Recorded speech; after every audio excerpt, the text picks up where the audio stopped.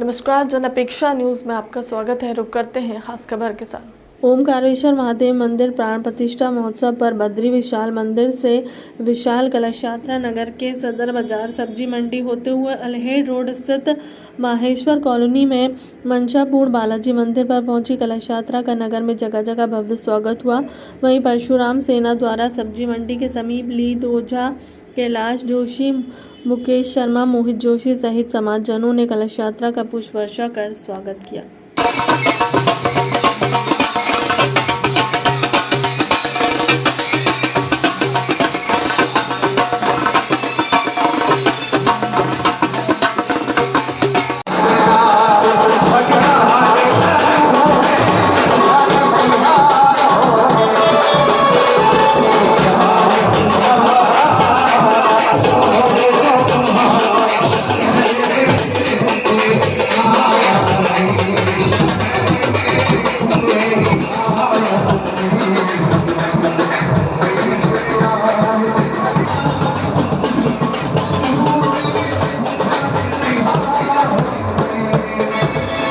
दबाव क्षेत्रीय जनप्रतिनिधियों का ही हो रहा है। कौन है वो जनप्रतिनिधि?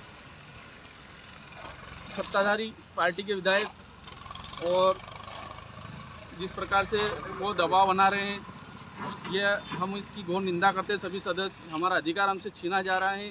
हम कोई ऐसे यहाँ नहीं आ गए, क्षेत्र की जनता ने हमें चुनकर भेजा है।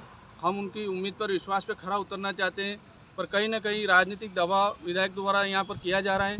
इसके लिए हम घोर निंदा करते हैं कि इस प्रकार की परिपाटी पहले कभी नहीं थी और अब शुरू हुई है, जो कि हमारे लिए बहुत ही नाराज़गी व्यक्त करते हैं।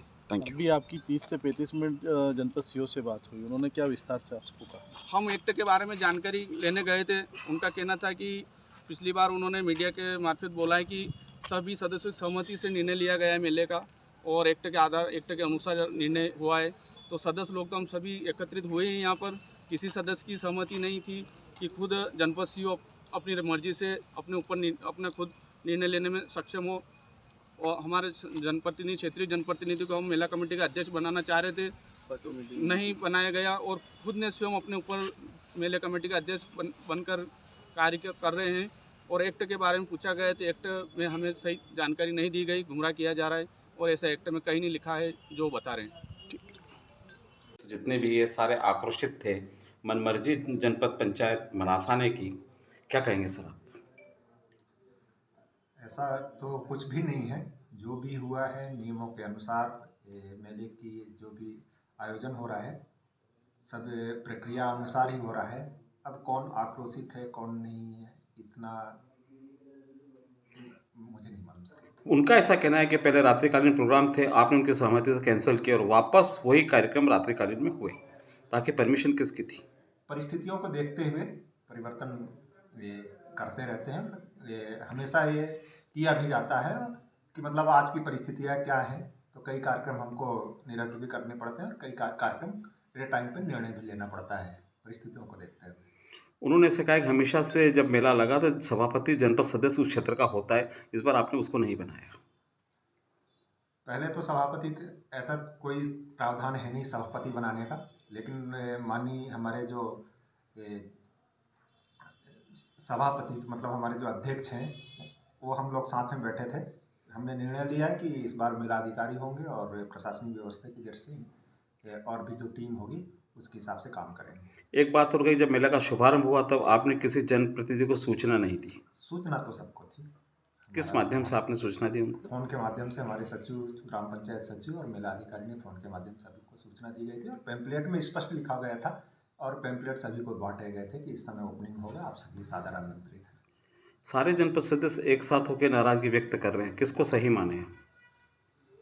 ये आप तय करें, मैं कैसे तय करूँगा। Thank you. दीदी है, ये सारा घटनाक्रम आपके समक्ष हुआ है, सब कुछ हुआ है, क्या ये उचित है? बिल्कुल सही बात है, ये अनुचित है। और आज हम मनासा क्षेत्र के सभी जनपद सदस्य, उपाध्यक्ष, अध्यक्ष सभी एकत्रित हुए हैं। और विशेष रूप से तो जैसा कि अभी वर्तमान में आत्री माता में मेला का आयोजन किया जा रहा है, तो उसको लेकर हम सभी अपनी नाराज़गी व्यक्त करते हैं। कि सन 82 से लगाकर अभी तक जो मेला होता आया है जनपद से, तो क्षेत्रीय सदस्य वहाँ के मेला कमेटी के अध्यक्ष रहे हैं। और इस बार भी सीओ साहब के हमारे कहने के ऊपर लेटर जारी कर दिया था और क्षेत्रीय जनपद सदस्य को मेला कमेटी का अध्यक्ष घोषित कर दिया था। फिर 2-3 दिन बाद पता चलता है कि राजनीतिक दबाव बनता है और उसमें सीओ साहब निर्णय स्वयं मेला कमेटी का अध्यक्ष बनने का निर्णय लेते हैं। न तो किसी मीटिंग रखी गई, न ही किसी सदस्य की सहमति ली गई, न ही किसी उपाध्यक्ष सहमति ली गई, न ही अध्यक्ष सहमति ली गई। और ये जिस प्रकार से जनपद सीओ द्वारा अपनी मनमर्जी से हर प्रकार का निर्णय स्वयं लेकर और क्षेत्र की जनप्रतिनिधियों की अवहेलना की जा रही है और उनको निर्णय लेने में दूर रखा जा रहा है, ये पूरी तरह से राजनीतिक दबाव है और हम इस चीज़ की घोर निंदा करते हैं। आतरी माता लाखों लोगों की धार्मिक आस्थाओं का केंद्र है। यहाँ पर लाखों लोगों का संख्या आती है मेले में और छोटे मोटे व्यापारियों का रोजी रोटी का कमाने का जरिया भी रहता है कि एक दिन तो सीओ साहब कार्यक्रम निर्धारित करते हैं कि मेले में भजन संध्या ऑर्केस्ट्रा रख रहे हैं और एक दिन फिर खुद ही अपनी मनमर्जी से निर्णय ले लेते हैं कि निरस्त किया जा रहा है, अपना नियमन पे भी आ जाता है उसका एड। उसके बाद फिर कल गई रात को भी वहाँ पर भजन संध्या का कार्यक्रम रखा गया। तो ये हमें समझ में नहीं आ रहा है कि आखिर इतना दबाव कहाँ से है और इतनी मनमर्जी कैसे हो रही है।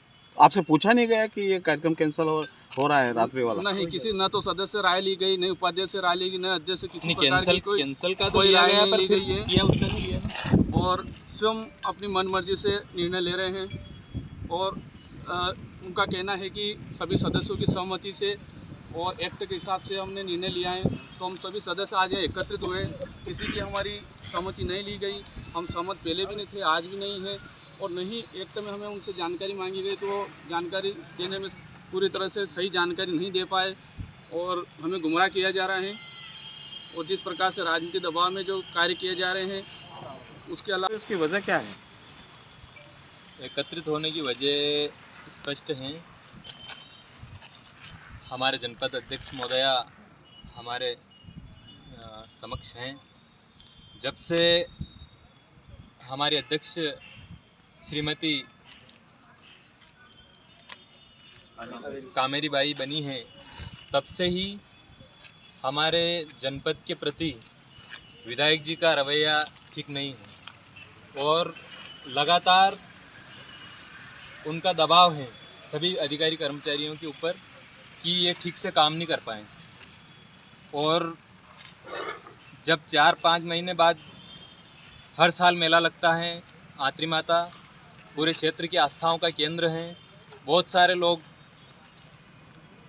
की इच्छा होती है मेले में घूमने जाने की। बहुत सारे छोटे व्यापारियों की, बड़े व्यापारियों की इच्छा होती है मेले में जाएं, उनको रोज़गार मिले, 4 पैसे मिले। इसके लिए ये मेला आयोजित किया जाता है। कई वर्षों से इस मेले में वहाँ का स्थानीय जनपद सदस्य अध्यक्ष बनता आया है मेले का, परंतु इस बार न जाने कौन सा एक्ट है, हमें भी वो एक्ट अभी तक मिला नहीं, हम ढूंढ रहे हैं उसको।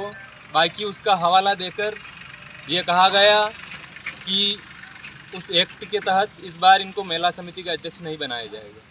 ठीक है, वो भी कोई दिक्कत नहीं है, किसी को बनाए नहीं बनाए, परंतु हमारे एक जनपद सदस्य जिनको पब्लिक ने वोट देकर चुनाव जिताया है, उनका बात उनके मान सम्मान की थी, बात उनके हक की थी, उनका मान सम्मान कम हुआ है।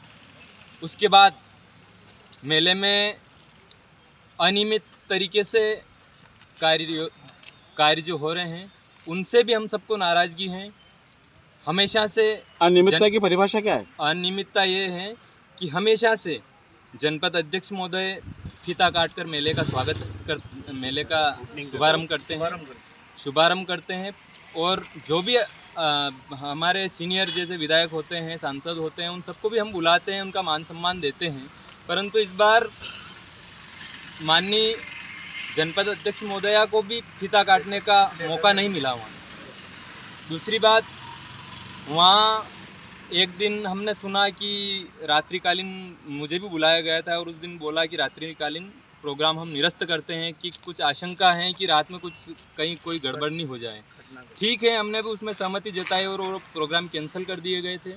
उसके बाद में फिर आज रात को भजन संध्या का आयोजन किया गया और हो सकता है आगे भी और भी कुछ आयोजन किए जाएं, परंतु जब हम इस जनता के पैसे से मेला का आयोजन कर रहे हैं, जनता के पैसे से भजन संध्या का आयोजन कर रहे हैं, तो जनता को इसका लाभ मिलना चाहिए। बहुत सारे लोगों के फ़ोन मेरे कल आए थे कि मेले में भजन संध्या होगी, मैंने कहा वो तो कैंसिल हो गई है, परंतु उसके बाद में फिर रात को भजन संध्या हो गई है। आज पूछा तो नहीं ये- आपने कि सबके कारण क्या है? जी, आज आपने पूछा नहीं जनपद सीओ से कि वजह क्या है कि आपने कैंसिल किया और वापस भजन संध्या वहाँ पर होगी? उस पर उनका कोई जवाब नहीं आया, उस पर उनका कोई जवाब नहीं आया।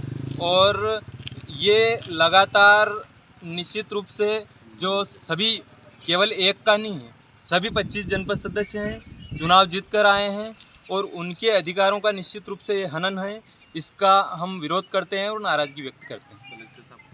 हम थोड़ी देर में हमारी आपसी मीटिंग करेंगे, उसके बाद में क्या हम निर्णय लेते हैं उसके बाद में आपको बताएं।